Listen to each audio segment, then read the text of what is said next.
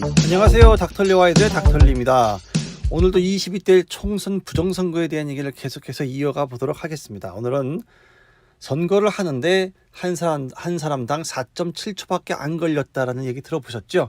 그 이야기에 대한 조금 자세한 이야기를 알려드리고, 또 새로 발견된 유령표 187%의 투표율을 유령표에 대해서 또 얘기를 해보도록 하겠습니다.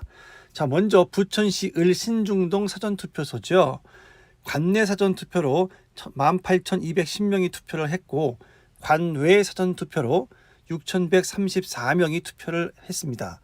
명부 단말기에는 관내로 15대, 관외로 8대가 있었다고 합니다. 이것이 기본적인 정보인데요. 이거를 기준으로 해서 많은 사람들이, 이제 얼마나 많은 사람들이 이렇게 투표를 했는데, 얼마나 빨리 투표를 했길래 이렇게 24,000명이 넘는 사람들이 한 곳의 투표소에서 투표를 할 수 있었을까 하고 계산들을 많이 해보셨는데, 아시다시피 그 계산 결과가 정말로 너무 황당한 결과가 나왔죠. 부천시 신등정 투표소의 경우에는 1분에 12.6명, 5초에 한 명씩, 더 정확하게 계산하면 4.7초마다 한 명씩 계속해서 쉬지 않고 투표를 해야만 24,000명에 달하는 그 투표인들이 투표를 할 수 있다는 거죠. 그래서 어떻습니까? 그 중앙선거관리위원회에서 해명을 하고 나섰죠. 해명이라기보다는 항상 그렇듯 변명에 가까운, 핑계에 가까운 이야기를 한 것이, 자기네가 여러 대의 프린터와 여러 대의 투표소를 설치해서 진행을 했기 때문에 이거 가능한 숫자다 라고 말했는데, 모든 사람들이 말하죠. 그곳에 그렇게 많은 투표소와 그렇게 많은 프린터기가 있지도 않았고 들어갈 수도 없는 공간이다. 그리고 5초에 한 명씩 투표한다는 것은 불가능하다.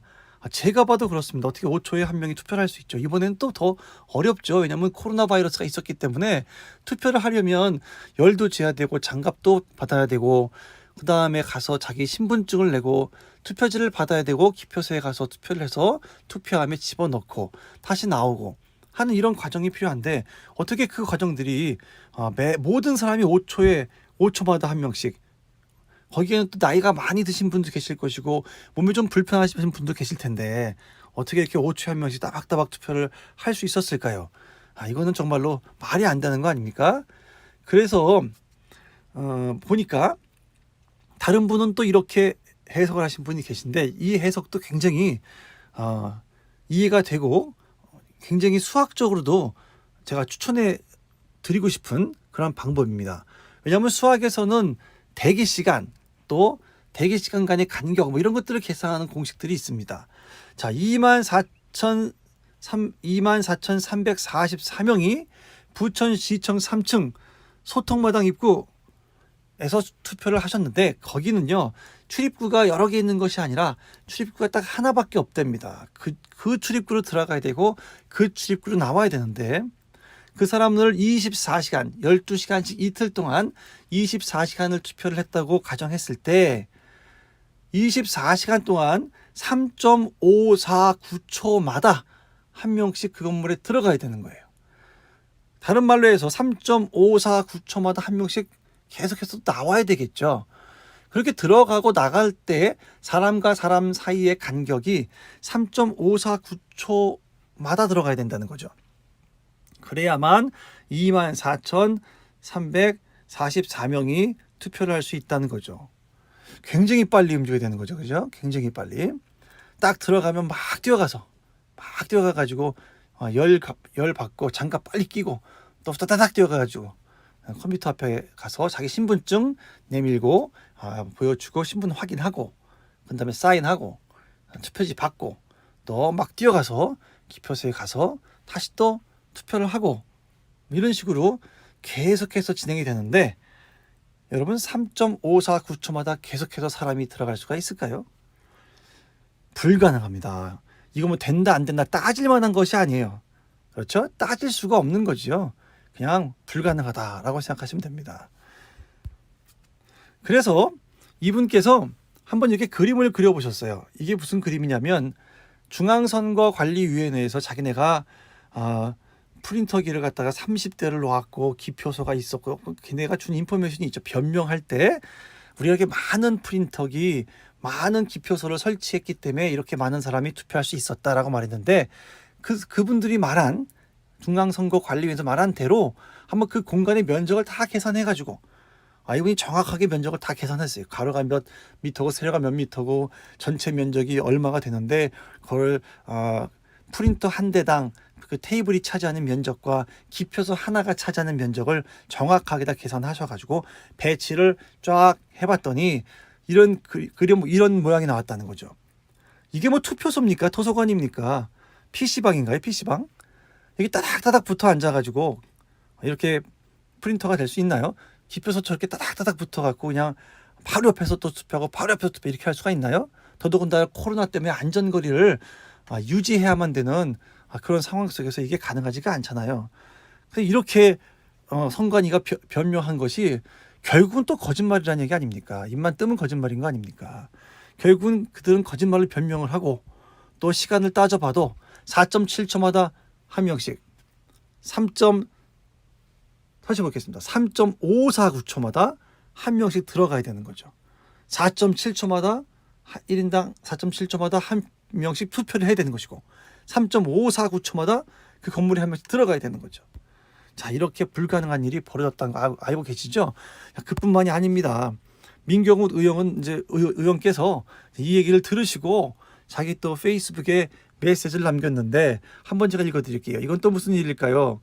제보를 준 아르바이트생은 자신이 이틀 동안 투표자들에게 비닐 장갑을 나눠줘서 정확히 알고 있는데 이틀 동안 쉴 새 없이 나눠준 결과 7,000명이랍니다.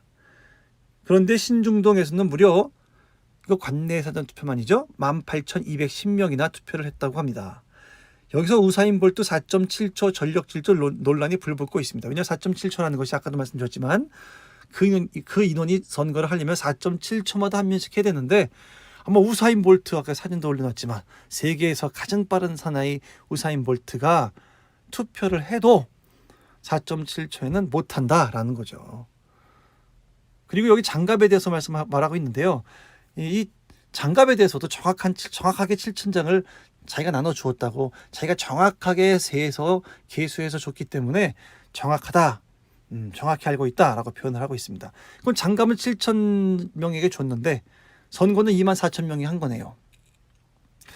뭐 거의 3배가 넘네요. 장갑수의 3배가 넘는 인원이 투표를 했다는 거 아닙니까? 말이 안 되죠. 장갑을 7,000장 나눠줬는데 8,000명이 투표했다. 이 정도는 이해를 합니다. 이 정도는. 근데 7,000장 장갑을 나눠줬는데 그거에다 곱하기 3 한 것보다 더 많은 3.5배에 해당하는 24,000명이 투표를 했다는 것. 이거 도대체 말이 안 되는 거죠. 왜냐하면 장갑은 거짓말을 시키지 않거든요. 그렇죠? 자, 또 이것뿐만이 아닙니다. 계속해서 새로운 증거들이 또 나오고 있습니다. 투표율이 187%인 곳이 나왔습니다. 여기는 이 지역은요. 민간인 출입 통제선이 있는 그 안쪽에 있는 동네예요. 그러다 보니까 여기를 들어가려면 최소 3일 전에 주민등록 이름, 주소, 연락처를 3일 전에 제출을 해야만 들어갈 수 있는 곳인데 그곳에 살고 있는 인구수가 112명입니다. 근데 관내 사전 당일 투표자 수가 209명이에요. 인구수가 112명인데 인구수보다 무려 97표나 더 97명의 유령들이 가서 투표를 한 거죠. 살고 있는 사람. 그래서 인구수 자체가 110. 누가 투표하려고 그러면은 3일 전에 이렇게 자기 이름, 주소, 주민등록부, 연락처 다 제출하고 3일 전에 일부러 거기 안에 민통성 안에까지 들어가서 투표를 하는 사람이 있겠습니까? 당연히 없죠. 예? 좌파들은 그때 뭐 그쪽에 와서 투표한 사람들이 많아서 그렇다 어쩌다 얘기를 하는데 말이 안 되죠.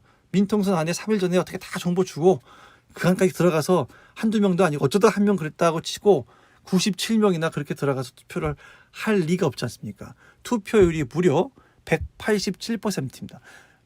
100%가 최대인 투표율이 187%. 이거보다 더 확실한 또 증거가 어디 있겠습니까? 그뿐만이 아닙니다. 인천시 옹진군 북도면에는 여기 섬이에요. 이건 섬이에요. 그런데 인구수가 1,162명이 살고 있는 섬인데 투표한 사람의 수는 1191명이네요. 자, 그러면 이거는 섬에 뭐 배 타고 들어가서 투표를 했다는 얘기입니까? 거의 29명이나 더 되는데 살고 있는 인구수보다도 29명이 더 투표를 했다는 거 아닙니까? 그런데 거긴 또 섬이에요. 배를 타고 들어가야 돼요. 어쩌다가 한두 명, 뭐 거의 갈 일이 있어서 배를 타고 들어간 김에 투표를 한 분이 있을지는 모르겠습니다만 불가능한 얘기 아닙니까? 29명이 더 투표했다는 거예요. 이거 뭐 계속해서 캐도 계속 나옵니다. 무슨 양파도 아니고요. 아, 조국인가요? 조국? 캐도 계속 나오는 이 투표, 이 부정투표의 이 증거들 어디까지 나올지 모르겠습니다. 4.7초도 불가능한 거고요. 187%도 불가능한 겁니다. 이게 불가능한 일이 이렇게 버젓이 21세기 대한민국에서 일어났다는 거예요. 얼마나 정말로 많은 투표의 조작이 있었으며 얼마나 큰 폭으로 얼마나 전국적으로 이 전반적으로 조작이 된 투표라는 걸 알 수 있죠. 자, 우리가 이제는 말씀드리는 것은 더 이상 우리가 검찰한테 기대할 것도 아닌 것 같고요. 이제 국민저항권을 발동해서 우리 국민들이 정말로 들고 일어나는 방법밖에 없을 것 같습니다. 지금 돌아가는 상황들이요. 정치권이나 뭐 국회나 검찰이나 어디를 보더라도 이 부정 투표를 밝히려는 의지들이 없습니다. 이 국민들을 정말 바보로 알고 개돼지로 하는 건지 정말 국민들이 들고 일어나서 어떻게든 이 부정투표 다 밝혀내고 여기에 대한 책임을 묻고 우리가 이 나라를 바로 세워야 될 것 같습니다. 봐주시는 모든 분들께 다시 한번 감사드리고요. 다음번에는 더 좋은 영상으로 또 새로운 증거들이